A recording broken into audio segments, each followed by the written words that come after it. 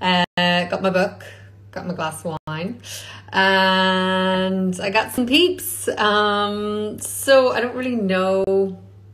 This is our first little Insta Live to talk about the book. I'm not quite sure how to do this, but I hope you all enjoyed it and keep telling me what you thought.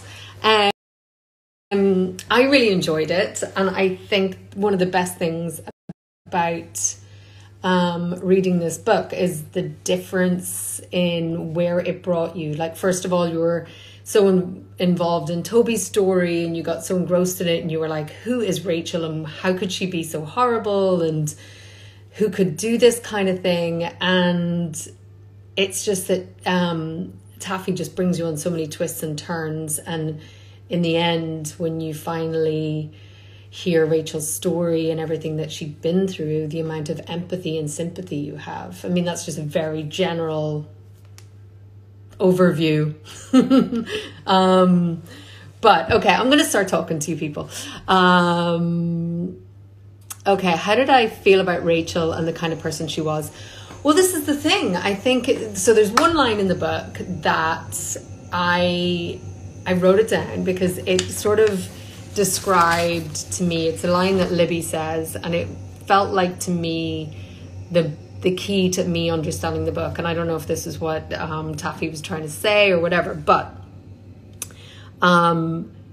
it was like a section where Libby's talking and she's like, the only way to get someone to listen to a woman is to tell her story through a man.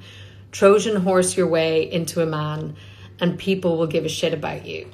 And I thought it was really interesting to start this story about essentially a woman who has a nervous breakdown, but through the guise of a single father and somebody who's been left abruptly. And I think about how often that happens in life where it's the other way around. And how would we feel if this was just a story about a single mother who'd been left by a man and left to look after the kids? And would that be as unnerving, and would we be as shocked by it?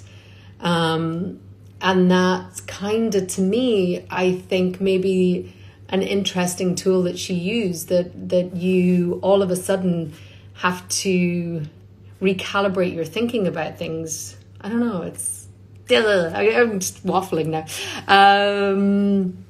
Who is somebody else's thing? Somebody ask a question. What made me choose the book? A recommendation from my friend Dominica. She actually gave it to me when I was in Los Angeles in January. She gave me a couple of books that she had read and she had really enjoyed it, and she always has great taste in books, so I picked that one. I was all set to hate Rachel. Stop, how do I go back? I was all set to hate Rachel from the perspective of others, and then that final viewpoint of her blew me away. Cool ending, wondering the next step. What did I think about Seth? I actually liked him. I think he knows himself, unlike the other characters. I think I've met a lot of Seths in my life.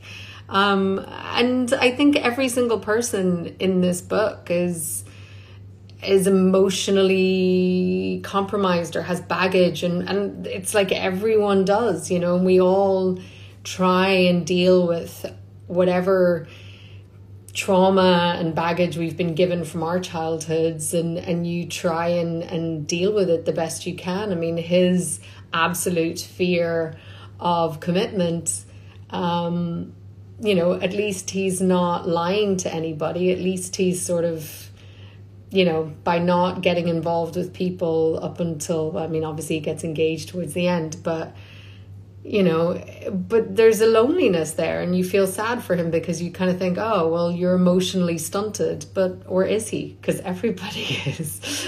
I felt Toby was a whiner right from the beginning. Hi, Beverly Lees.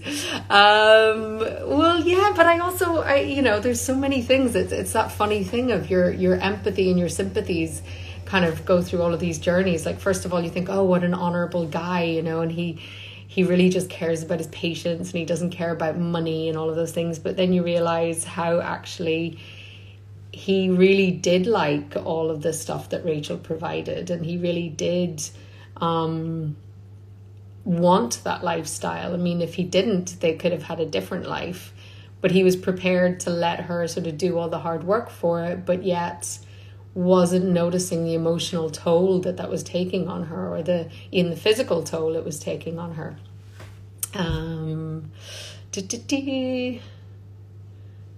Did I like the book? Yes, I did like the book.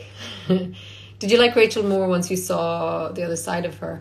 Well, I think it's all about understanding what people go through. And I think this is a really interesting thing. I think as women, sometimes we can judge other women's journeys and other women's actions a lot more harshly than we would if it was a man. And that's what I liked about this sort of Trojan horse idea, that it sort of slips this this kind of, you know, it makes you think one thing and then you realize, oh, well, there's this whole other reasoning and narrative for it. And I think that if we'd just been told Rachel's story outright, would we have had the same sympathy, or would we have had the same understanding? Exactly. Somebody now, Caitriona, I'm sorry, it's so bad.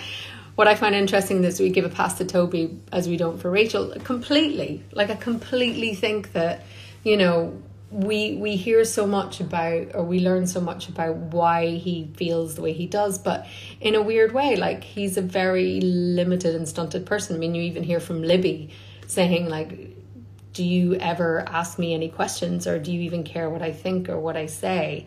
And you get to realize that he's someone who's very caught up in his own narrative and his own experiences. And so how emotionally there was he for Rachel? I mean, someone who had all of this trauma from childhood, and then all of the trauma from her childbirth, and that kind of PTSD that comes with that.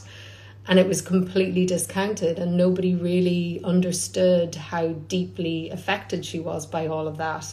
And so then she threw herself into her work, and she threw herself into providing for her kids in a way that she never had those things as a child. So that was her way of expressing love that she didn't get, but he didn't seem to understand any of that.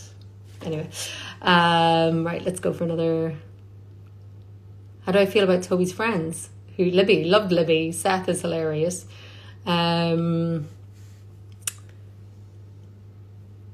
Why she chose to use Libby as a narrator? Any insights on that?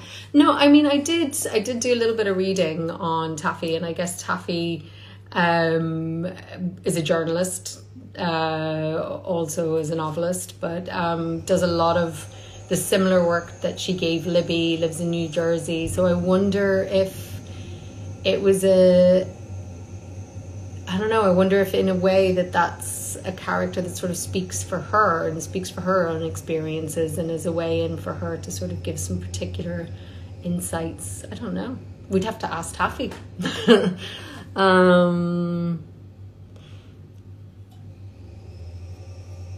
Yeah, there's somebody's like, it's a timeless theme. We even saw Claire do it on Outlander. She had to hide behind the pseudonym of a doctor to get them to listen to her medical advice.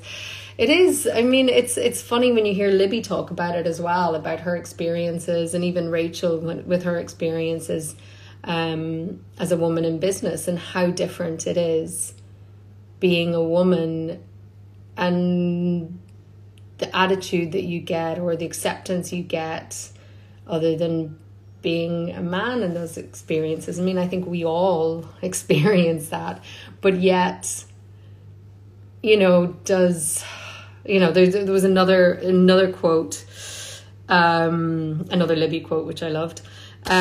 All humans are essentially the same, but only some of us, the men, were truly allowed to be that without apology. And I think about that line a lot. Because I do think, you know, I watched, and I don't know if anybody is a fan of hers or not, and I think I was always sort of, you know, off to the side, like never a huge fan, always wondered, like, obviously I'm not American, but, you know, a casual observer of hers, but never like such a huge fan. But I watched the Hillary documentary series recently, and also it was really interesting, just the double standard and the double, I don't know, just the the work you have to do. You have to be twice as good. You have to be twice as nice. You have to be twice as attractive.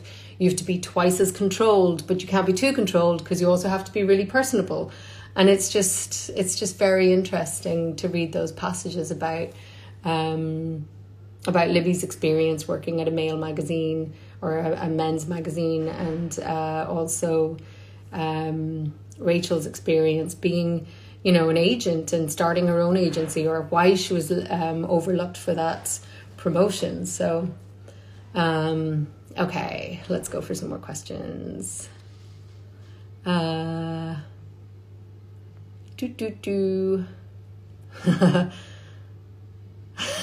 Marina. I did think about younger people reading this, and the description of marriage, and then also what happens in your middle age. It's really quite depressing.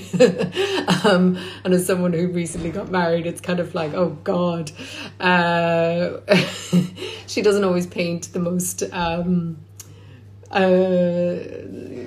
the most uplifting perspective on marriage or what happens in a marriage. But I have to say, I think the testament to it, though, is what happens at the end, where I think if people can learn from their failings and also realise that it's a constant negotiation and that you have to keep checking in and making sure that each other's goals and opinions on how you live your life, those things aren't static, right? They change all the time, and people evolve all the time, and you have to constantly make sure that you each are evolving with it, I guess.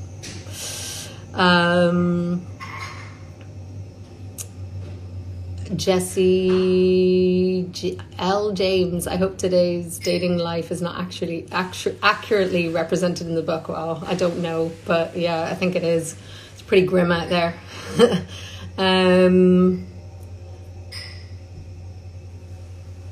What else? Who else? Did you get confused at all with the different POVs? I sometimes found myself losing whose story it was at the time.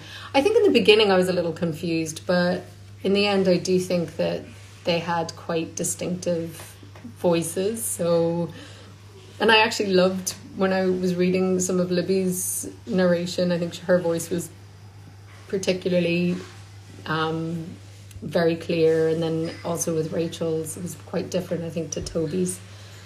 Favorite thing and the worst thing about Toby. I mean, I kind of admire the fact that he knew who he was to a certain extent, but that kind of goes hand in hand with one of the worst things about him was his lack of ability to see past himself. So I suppose if you're spending a lot of time thinking about yourself, you probably know yourself quite well. How would you like it to end? I would like to think that those two kids get back together, that they figure out their stuff, and that Toby can be a better man and Rachel can be a better woman, and that together they can be better partners to each other. Or not, I don't know. I feel like this book really showcases how childhood trauma can influence relationships throughout your life, 100%. And I think that that's a huge thing as well, that untreated trauma never goes away, and that it just manifests itself in different ways. And I think in some ways, the longer it is before you really work on it and deal with it, it can actually get worse and worse, and it will come out in ways that you just never really expect. That's why therapy is a very good thing. I highly recommend it. If I could buy the rights to a book and turn into a film series, would you do it? And I've tried to. I think Reese Witherspoon owns the rights to every single book in the world right now, though. But yes, I would love to. It's so if you have any recommendations, send them my way.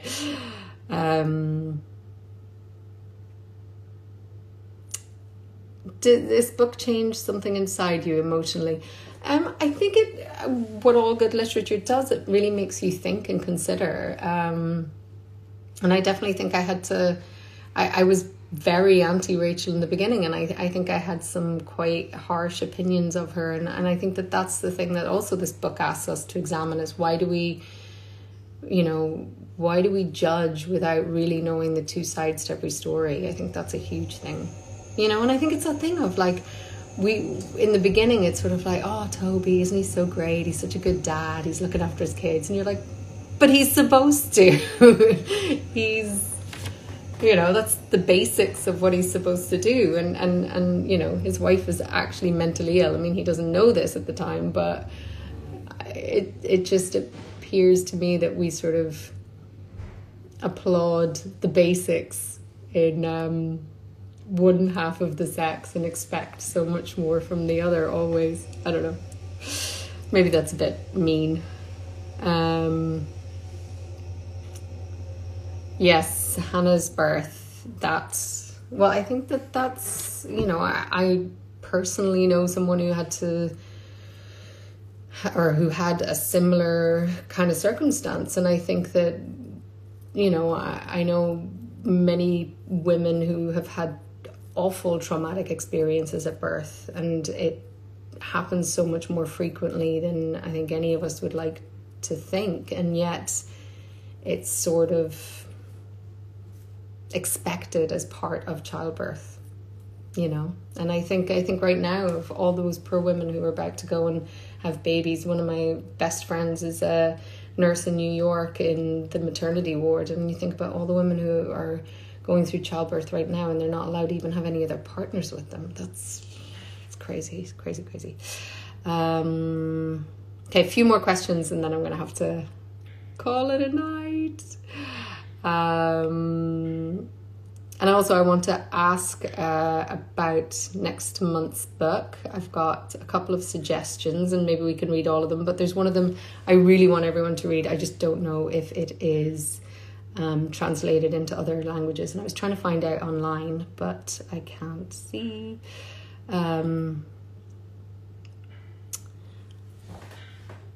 Let me see. Did I like Toby or Rachel? Well, I had empathy for both of them, I think, towards the end. I think I could understand both points of view, but that's the problem, is that they weren't listening to each other's.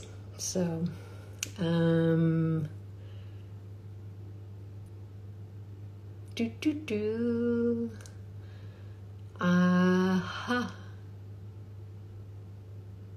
Let me see. What do I think of Toby's journey in the book? Well, I think it was interesting, right? I think it was interesting to see how he was juggling his career in child care and not looking for emotional support. He was very happy just to have these anonymous sexual encounters and like flirtations and things, and I think that was really interesting, because I wonder if that says something about the kind of partner he was. I don't know, but I do think it's interesting to see, this idea of a man being left and being a single parent, because it's not usually the narrative that we get told. Usually it's the poor little woman whose husband has walked out to buy a packet of cigarettes and then never comes home. So it was interesting to read it the other way around. All right, I'm trying to find more questions. I've lived in NYC and I love the detail of the places I've been, but then kind of thought this was sort of elitist maybe, when I realised not many people others know. Well, I lived in New York for a long time and I definitely did not live on the Upper West Side. I was in my 20s and I definitely had more of Libby's 20s experience than that. But yeah, it's a very particular experience of New York that she's writing about. Yeah, I mean, I don't really relate to that New York, but I think it's not really I think it's the relationships that were sort of, and the sort of personal experiences that are more relatable rather than the things around it. Where do I think Hannah will end up? I don't know, but I felt so bad about the whole summer camp thing. That's awful. And again, she gets sent home for sending a tried to call me. She gets sent home for sending a photo, but the boy doesn't get punished. What's that all about? What is it all about? Let's see. It's interesting that Libby never liked Rachel until she heard Rachel's story from her own perspective. Well, don't we all do that? I mean, don't we all tell our friends our side of things? And, you know, usually, and I know I do this for my girlfriends, you sort of see things for them and you're their champion and you kind of defend them. But there's always two sides to every story, and that's the thing that we have to remember. You know, nothing is black and white. Nobody is perfect, or not one person's always right and the other person always wrong. How do I choose my books? I don't know. I mean, I read a lot. I usually, what I like to do is go to a bookstore and wander. And, you know, some of the best bookstores will put up recommendations. One of my favorite in LA is Book Soup or Skylight in Los Feliz, but I'm obviously not there. So now I'm either going on my own shelves or I'm buying online, but I really don't like buying from Amazon. But kind of have to at the moment. Somebody else who was 20 and saying she does not know she doesn't know she wants to get married after reading this. It's really not that bad. There's many great things that come with it.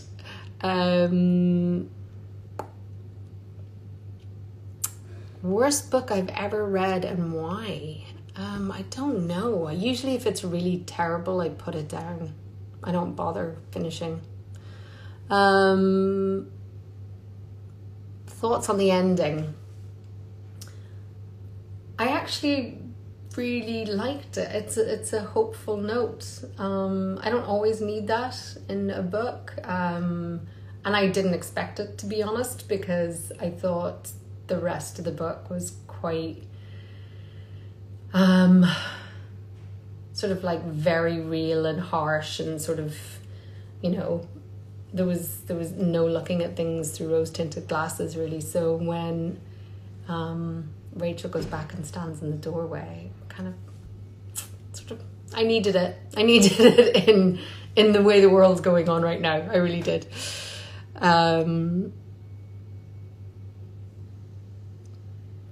There's lots of lovely comments about marriage here. What do I think about Toby seeing so much of himself in his son and Rachel and his daughter?